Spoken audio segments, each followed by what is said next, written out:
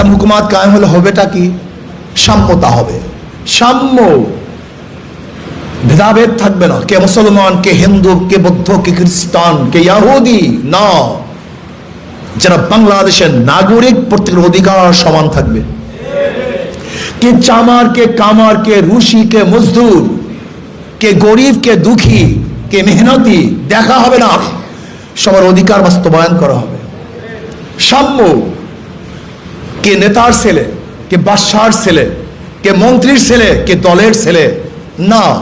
যে অন্যায় করবে তার বিরুদ্ধে আইন, আর যে অন্যায় করবে না সে শত্রু হলে তার বিরুদ্ধে আইন চলবে না। যদি অন্যায়কারী হয় সে বাদশার ছেলে হলেও বাস কারাগারে। কিন্তু বর্তমানে অবস্থা দেখে বলেন তো, যদি দল করো, হাজার খুন করো, তুমি মুক্ত, আর দল করবা না, তুমি নিরপরাধ হলো, তুমি জেলখানায় ধুকে ধুকে মরতে হবে, সেখানেই থাকতে হবে। এর নাম ইসলাম নয়।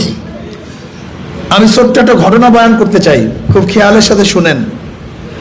খালিদ বিন ওয়ালিদ রাদিয়াল্লাহু তাআলা আনহুর সাথে হেরাক্লিয়াসের ভাই যুদ্ধ করতেছিল, কিন্তু কোনো অবস্থাতেই পারতেছিল না। হেরাক্লিয়াসের ভাই একজন জাসুস গুপ্তচর প্রেরণ করেছে মুসলমানদের খিমার মধ্যে। দেখো তো ওদের মধ্যে কি ট্রেনিং, কত যোদ্ধা, কত অস্ত্র, পারি না কেন। একজন আরব্য যায়, ছাত্র আন্দোলনের ছেলেরা ভালো মতো এই ঘটনা মনে রাখবা কিয়ামত পর্যন্ত, এই ঘটনা মনে, এখন যেটা বলবো। একজন আরব্য জাসুস 24 ঘন্টা সেখানে ঘুরছে, ঘোরার পরে রিপোর্ট পেশ করতেছে, রহবানুন ফিল লাইল ওয়া ফুরসানুন ফিন নাহার ওয়া ইন সাওয়াকা ইবনু মালিকিহিম কাতাউহু ওয়া ইন জানা রুজিমা লিইস্তিকামাতিল হক ফীহিম। রিপোর্টটা কি?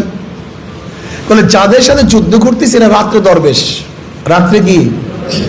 কেউ সিজদা অবস্থায়, কেউ রুকু অবস্থায়, কেউ কিয়াম অবস্থায়, কেউ মোনাজাত ধরছে, কেউ কোরআন তেলাওয়াত করছে, কেউ জিকির আজকার করছে। রহবানুন ফিল লাইল, দরবেশ, বিজা দরবেশ। ফুরসান ফিন নাহার, এই দরবেশগুলি দিনের বেলা যোদ্ধা, বুনিয়ানু মারসুস, সীসা গলা প্রাচীরের ন্যায়, কেউ ভেদ করতে পারে না, এত মারাত্মক যোদ্ধা। আশিদ্দাউ আলাল কুফার, বেঈমানের বিরুদ্ধে খুবই কঠোর। ওই রাত্রের দরবেশগুলি। এক নম্বর চরিত্র কি? জোরে বলেন। ওই দরবেশগুলি দিনের যোদ্ধা। রহবানুন ফিল লাইল ওয়া ফুরসানুন ফিন নাহার। গুণ, আরেকটা গুণ কি?